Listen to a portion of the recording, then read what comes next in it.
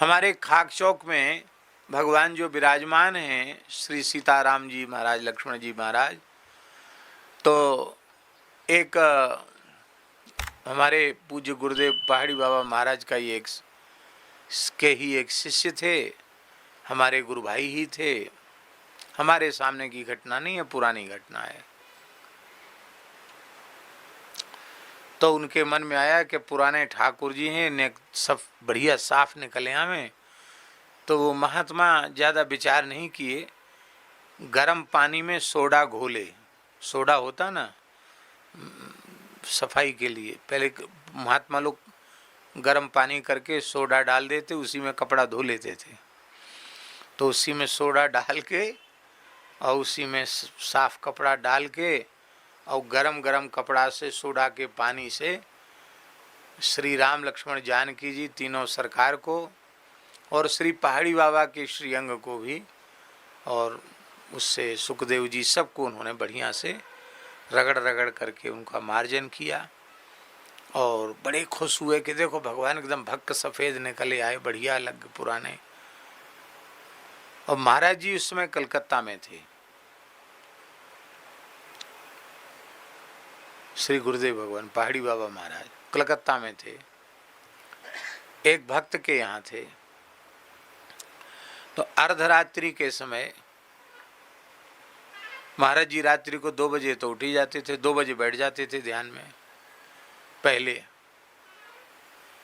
और उनका तो योग सिद्ध महापुरुष थे, निरंतर ही जब ध्यान उनके निरंतर ही अजपा खुला हुआ था उनका, और रोम रोम से भगवान नाम प्रकट हो, इस कोटि के वे दिव्य महापुरुष थे। आहार बहुत सूक्ष्म था और निद्रा भी बहुत सूक्ष्म थी। तो उनको ठाकुर जी की आवाज़ सुनाई पड़ी, जग गए महाराज, उठ के बैठे, कोई स्वप्न नहीं, उठ के बैठे तो तीनों सरकार और श्री पहाड़ी बाबा सामने खड़े महाराज के, मूल पुरुष। तो महाराज जी कहते हमने देखा कि ठाकुर जी का शरीर लाल लाल हो रहा है, एकदम छाले आ गए हैं लक्ष्मण जी के, जानकी जी के।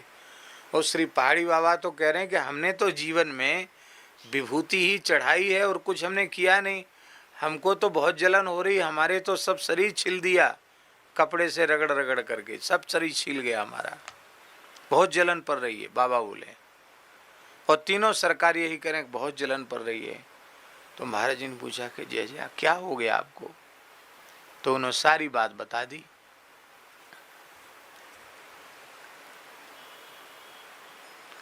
अब पत्थर होते तो जलन पड़ती, बोलो हैं? भगवान है तब न जलन पड़ी। तो महाराज जी तत्काल उठे, आवाज लगाई, घर के लोग जग गए, क्या हो गया? बोले हम अभी वृंदावन जा रहे हैं। अरे महाराज जी कैसे अभी वृंदावन जा रहे हैं, कोई टिकट नहीं ट्रेन में? नहीं, हम अभी वृंदावन जा रहे हैं। और उठे महाराज जी, सामान तो कुछ रहते नहीं था, एक ब्रह्मपात्र और झोली लिए, आसन कंधे पर रखे और सीधे महाराज जी चल पड़े, हावड़ा रेलवे स्टेशन की तरफ चल पड़े। भवानीपुर से रेलवे स्टेशन कितनी दूर है? हाँ। तो लोग फटाफट जैसे तैसे गाड़ी वाड़ी लेके आए और महाराज जी को बिठाया। महाराज जी के सामने डर के मारे कोई बोल तो सकता नहीं था। वहाँ जो ट्रेन तैयार थी उसी में तत्काल टिकट लिया गया और बैठकर महाराज जी, 1-2 जगह बदलनी भी पड़ी होगी शायद ट्रेन, और महाराज जी वृंदावन पहुँच गए। वहीं पहुँचकर स्नान किया, वहीं पहुँचकर चरणामृत लिया, ठाकुर जी का जल पिया। और जैसे ही महाराज जी मंदिर में गए, ध्यान से सुनो, जैसे ही महाराज जी मंदिर में गए तो वहाँ क्या देखा कि जो कलकत्ता में दिखाई पड़ा था दृश्य, वही दृश्य प्रत्यक्ष मंदिर में भगवान के श्रीअंग में छाले फफोले पड़े हुए। महाराज जी रोने लग गए। और जो पुजारी था, फिर महाराज जी तो महाराज जी थे, त्यागी तपस्वी महात्मा, नीम से बांध करके पूजा की बढ़िया से, हो सेवा पूजा। इसमें भी कृपा, नीम से बांध लिया, बांध भाग न जाए कहीं, फिर बढ़िया से लाठी डंडा उठा करके पूजा की। अब समझ गए ना? आप लोग कहें कैसे महात्मा, इनको दया नहीं, बताओ चेला ने ऐसा कर दिया तो उसको ऐसे रस्सी से बांध के मारना अच्छा थोड़ी है। अरे नहीं, इसमें भी गुरुजनों की करुणा है। इतना बड़ा भगवत अपराध वहां दंड दे दिया गुरुजी ने, तो अब यमराज का डंडा नहीं खाना पड़ेगा।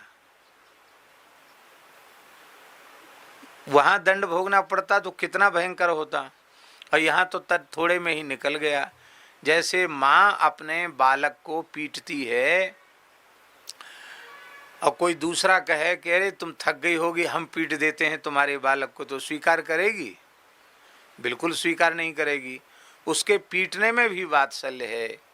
हमने गुरुजनों से सुना है, हजारों हजारों जन्मों के माता पिता एक साथ इकट्ठे होकर उनका वात्सल्य इकट्ठा हो जाए, उससे भी अधिक वात्सल्य शिष्यों के प्रति गुरुजनों का होता है, उससे अधिक वात्सल्य होता है।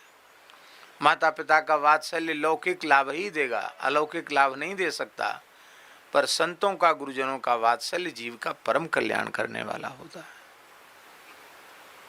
और महाराज जी ने तुरंत मक्खन, गाय का मक्खन और कपूर, शुद्ध कपूर, भीमसेनी कपूर और मक्खन, कपूर पीस करके मक्खन में मिलाया और भगवान के सबके पोशाक हटा करके, उतार करके, और पूरे श्रीअंग में पहाड़ी बाबा के तीनों सरकार के मक्खन और कपूर का लेप किया,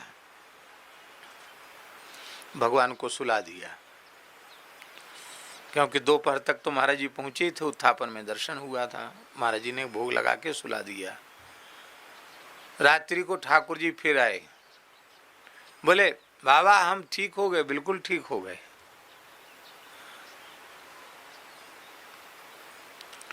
इसका मतलब है कि अर्चावतार रखने वाले लोगों को भी भगवान की सेवा में सावधानी करनी चाहिए। कि नहीं कि पीतल के ठाकुर जी तो चलो पीताम्बरी से रगड़ दो, और अब उसके ठाकुर जी तो चलो सर्फ से रगड़ दो, ठीक तो निकालना है, उनको उजला ही तो करना है, ये ठीक